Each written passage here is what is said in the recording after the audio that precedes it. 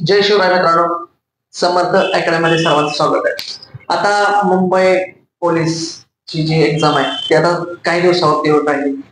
मग आता सर्वांनी काय करायचंय, जे आतापर्यंत करत आला आहात तुम्ही ते तर करायचंच आहे, पण त्याच्यामध्ये आता तुम्हाला काय करायला लागेल, करंट अफेअर्स, करंटच्या जेवढ्या नियुक्त्या आहेत बाबा ठीक आहे, आणि ते वेगळं काय करायचं नाही. दरवर्षी काय विचारलं जातंय, मागचे पेपर पाहिजे, मागच्या पेपरमध्ये काय आलंय काय नाही ते पाहिजे आणि त्या अनुषंगाने अपडेट करायचे. नाहीतर काहीतरी उगाच वाचत बसून काय उपयोग होणार नाहीये. मग त्याच्यामध्ये तुम्हाला सायन्स पण नीट वाचायला लागेल. सायन्स मध्ये काय, आरोग्यशास्त्राचे सगळे बघायचे आणि मी टाकण्याचा प्रयत्न करणार आहे सगळं हळूहळू, कळते का. आणि या 4-5 दिवसात काहीतरी करूया आपण चांगलं. आणि जरी राहिलंच तरी तुम्हाला आरोग्यशास्त्र सगळं वाचायचंय, करंट वाचायचंय. नाहीतर परत तुम्ही येते तेच करत बसू नका. जे थोडस केलंय ते तर करायचंच, पण त्याच्यामध्ये अजून तुम्हाला अजून चांगलं काय करता येईल. जीएसचे मागचे प्रश्न कसे वेगळे विचारले, काय झालं ते थोडंसं बघून घ्या. किंवा आतापर्यंत सगळे झालेले पेपर सगळे एक दिवसात 15 20 पेपर टिक मार्क करा आणि सगळे वाचून काढा. कळतंय.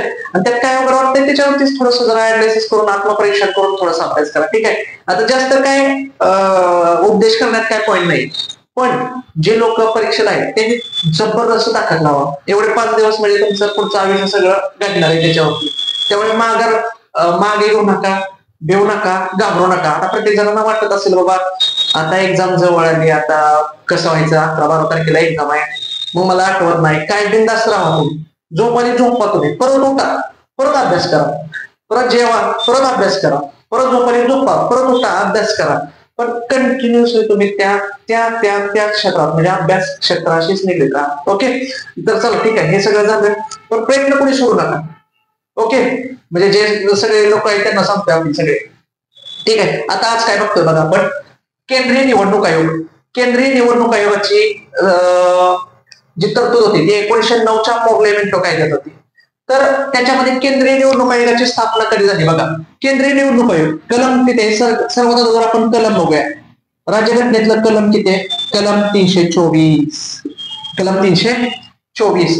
आता याच्यामध्ये केंद्रीय निवडणूक आयोगाची स्थापना बघूया आपण. स्थापना कधी झाली, 25 जानेवारी 1950. 25 जानेवारी 1950. मग 25 जानेवारी कुठला दिवस म्हणून साजरा केला जातो, राष्ट्रीय मतदार दिन. राष्ट्रीय मतदार दिन. मग मला सांगा, केंद्रीय निवडणूक आयोगाचे पहिले मुख्य निवडणूक आयुक्त कोण होते, सुकुमार सेन. आता सध्या कोण आहेत, राजीव कुमार. मग आता हा जो केंद्रीय निवडणूक आयोग आहे तो कोणाच्या निवडणुका घेतो, तर मी इथं सांगतो बघा तुम्हाला. इथं लोकसभा, राज्यसभा. इकडं कोण, विधानसभा, आणि इकडं कोण, विधान परिषद. म्हणजे बघा, लोकसभा, राज्यसभा, विधानसभा, विधान परिषद. आणि इथंच लिहितो बघा मी, राष्ट्रपती, उपराष्ट्रपती. ह्या सर्वांच्या कोण घेणार आहे, केंद्रीय निवडणूक आयोग. आता आपल्याला असं वाटतं की विधानसभा आणि विधान परिषद राज्यात आहे, मग ते राज्य निवडणूक आयोग घेत नाही. ह्या सर्व लोकसभा, राज्यसभा, विधानसभा, विधान परिषद, राष्ट्रपती, उपराष्ट्रपती यांच्या निवडणुका कोण घेणार आहे, केंद्रीय निवडणूक आयोग. आता बघा, ह्याच्यात सुद्धा परीक्षेला प्रश्न येणार आहेत म्हणून मी सांगतोय हे सगळं. आता लोकसभेचं कलम किती आहे राज्यघटनेतलं, 81. कलम नंबर किती, 81. राज्यसभेचं किती आहे, 80. आता बघा, लोकसभेची सदस्य संख्या किती आहे आता सध्या, आता कितवी लोकसभा झाली, 18वी. कितवी लोकसभा झाली, 18वी लोकसभा झाली. आता इलेक्शन झालं की किती झालं, 18वी लोकसभा. मग आता ही लोकसभेची संख्या किती आहे सध्या, 543. किती आहे, 543. आता बघा, राज्यसभेची टोटल भारतामध्ये किती संख्या आहे, 250. किती आहे, 250. बघा, लोकसभेची 543. आणि ह्या 543 मध्ये महाराष्ट्रातून किती आहेत, 48. महाराष्ट्रातून किती आहेत, 48. आता ही राज्यसभेमध्ये टोटल किती, 250. आणि महाराष्ट्रातून किती, 19. कुठून? महाराष्ट्रातून. बघा, लोकसभेची सदस्य संख्या 543, त्याच्यामध्ये महाराष्ट्रातून किती? 48. राज्यसभेची सदस्य संख्या किती? 250, त्याच्यामधून महाराष्ट्रातून किती? 19. एकदम सिंपल आहे. बघा, लोकसभेचे सभापती कोण आहेत आता? लोकसभेचे सभापती ओम बिर्ला. लोकसभेचे सभापती कोण आहेत? इथंच लिहितोय बघा आता इथं, ओम बिर्ला. ओम बिर्ला. आता राज्यसभेचे सभापती कोण आहेत? जगदीप धनखड. जगदीप धनखड.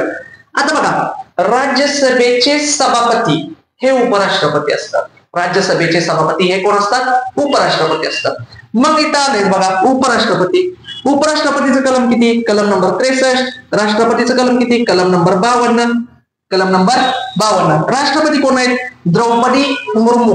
द्रौपदी मुर्मू. नंबर 15. नंबर किती? 15. उपराष्ट्रपती कोण आहेत? जगदीप धनखड. नंबर किती? 14. नंबर किती? 14. आता तसंच बघा विधानसभा. विधानसभेचे सभापती कोण आहेत?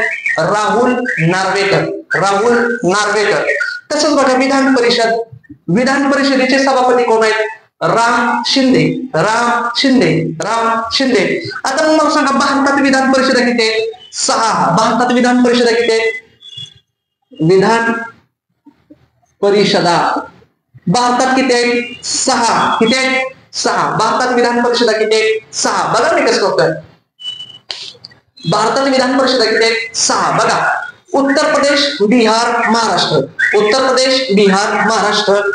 कर्नाटक, आंध्र प्रदेश, तेलंगण. झाले 6. उत्तर प्रदेश, बिहार, महाराष्ट्र. कर्नाटक, आंध्र प्रदेश, तेलंगण. बघा माझा, उत्तर प्रदेश, बिहार, महाराष्ट्र. उत्तर प्रदेश, बिहार, महाराष्ट्र. उत्तर प्रदेश, बिहार, महाराष्ट्र.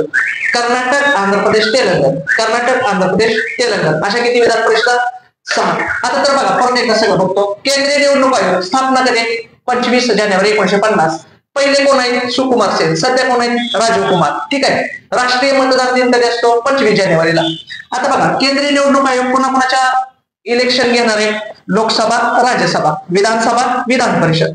लोकसभा, भारतात एकूण लोक किती आहेत? निवडून येणार 543. 543 पैकी महाराष्ट्रात किती आहेत? 48. राज्यसभा टोटल भारतात किती? 250. 250 पैकी महाराष्ट्रात किती? 19. विधानसभा बघा, विधानसभा महाराष्ट्र संख्या किती आहे? 288. विधान परिषद किती आहे? महाराष्ट्रात 78. संख्या किती आहे? 78. राष्ट्रपतीचं कलम किती? 52. उपराष्ट्रपती किती? 63.